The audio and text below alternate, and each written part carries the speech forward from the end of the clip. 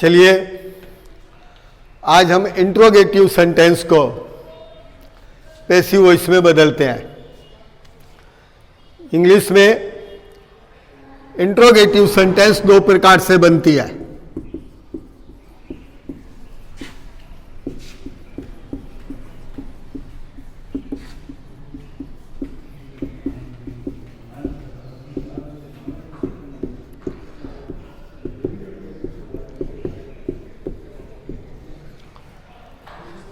एक बनती है हेल्पिंग वर्ब से और दूसरी बनती है WH वर्ड से।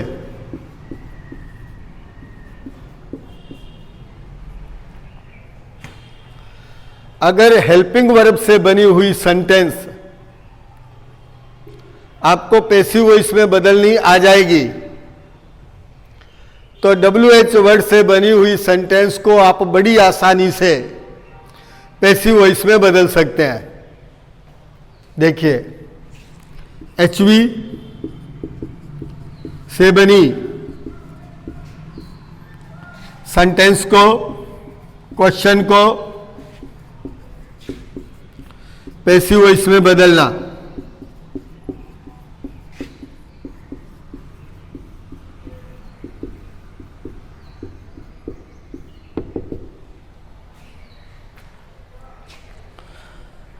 जो एक्टिव वॉइस होती है उसमें सेंटेंस का ये स्ट्रक्चर रहता है।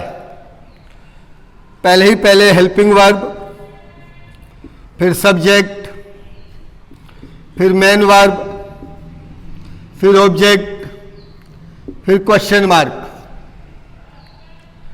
जब हम पैसिव वॉइस में बदलते हैं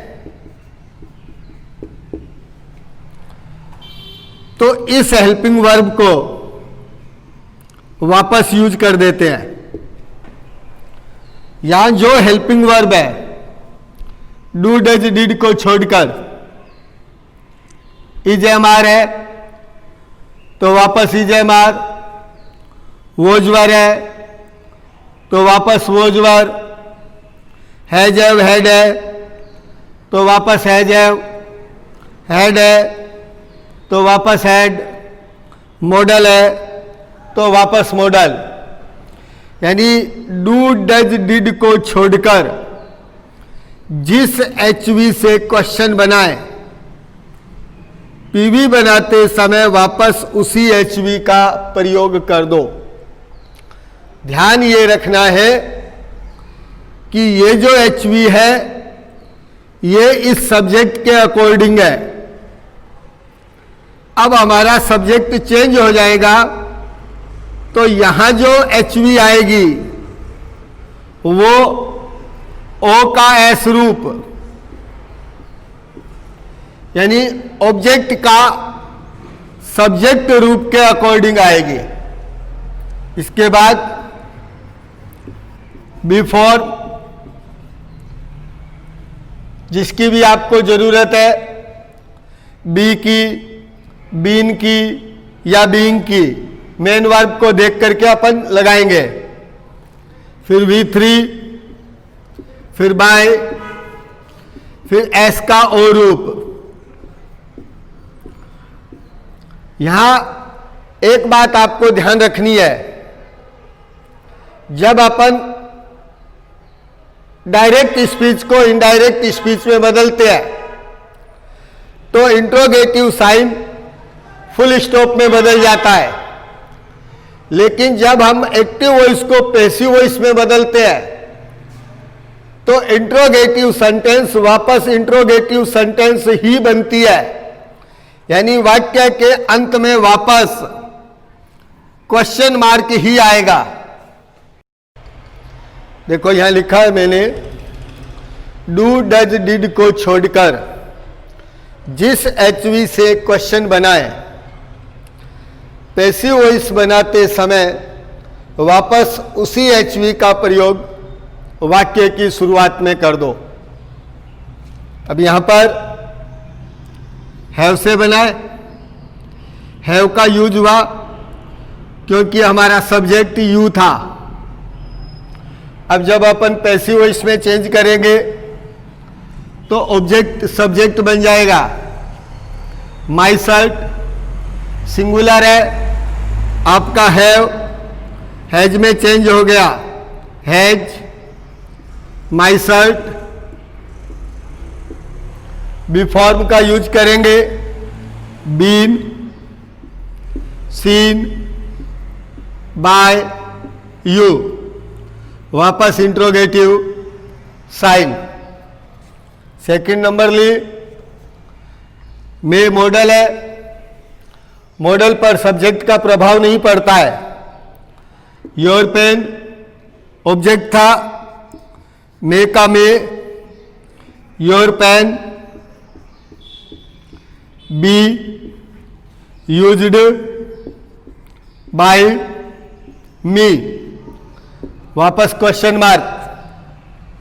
M I teaching you, am से क्वेश्चन बना था बिकॉज यहां पर सब्जेक्ट आई था। अब आपका सब्जेक्ट चेंज हो गया, यू आ गया, आपका एम आर में चेंज हो गया, आर यू।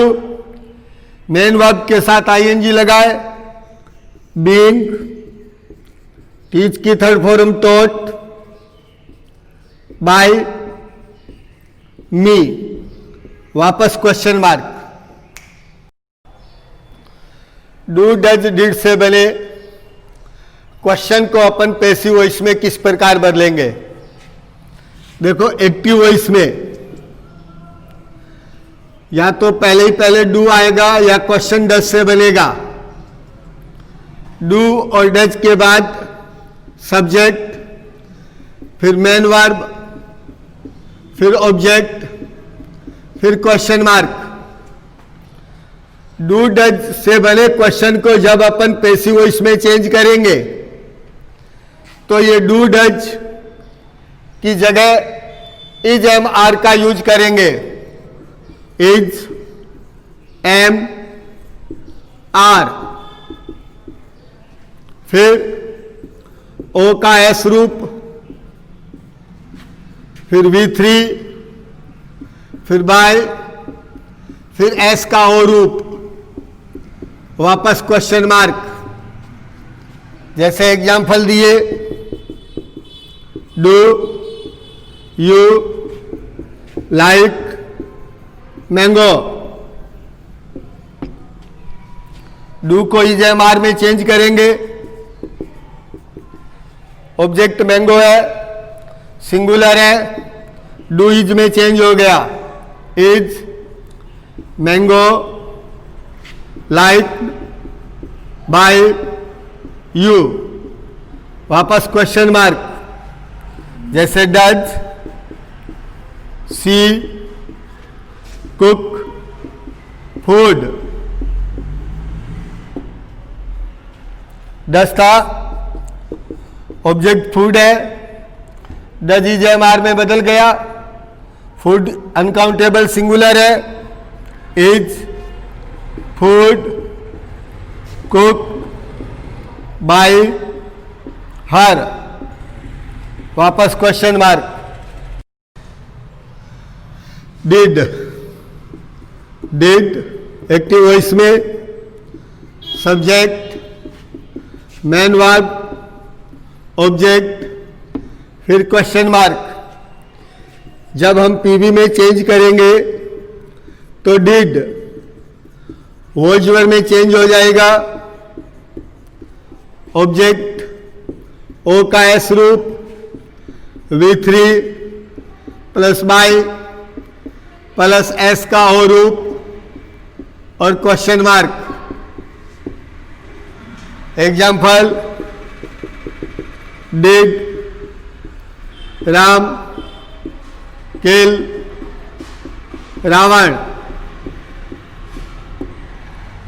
पैसिव वॉइस बनी,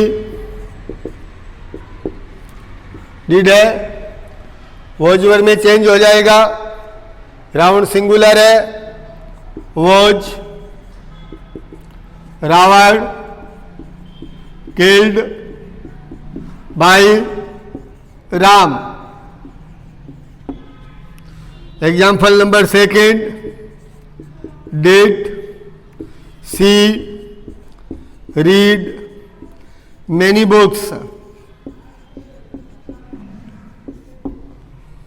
ऑब्जेक्ट मेनी बुक्स है, प्लूरल है। डिड आपका किस में चेंज हो गया? वर में। Were many books